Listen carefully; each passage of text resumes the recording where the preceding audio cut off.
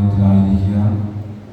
പലവിധമായ അസ്വസ്ഥതകൾ, കുടുംബത്തിൻ്റെതായിട്ടുള്ള പലവിധമായ പ്രശ്നങ്ങൾ, കടക്കടികൾ, രോഗാവസ്ഥകൾ, കുടുംബ ബന്ധങ്ങളിലെ ചില പ്രശ്നങ്ങൾ കാരണം കുടുംബ ബന്ധത്തിൽ വിള്ളലുകൾ വീണ അവസ്ഥകൾ, മാനസികമായിട്ടും ശാരീരികമായിട്ടും തകർന്നുപോയ അനുഭവങ്ങൾ, അങ്ങനെ നീളുന്ന നിരവധിയായ നിയമങ്ങൾ കയറിയാണ് നാം ഈ അൽത്താരയ്ക്ക് ചുറ്റുമായിരിക്കുക.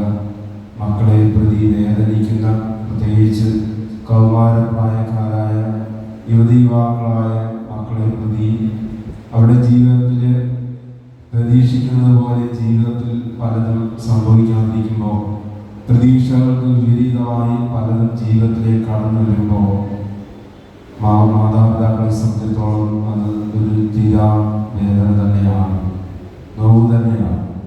നമുക്ക് ഈ വേദനകളെ ഈ അൽത്താരയോട് ചേർത്ത് വയ്ക്കാം.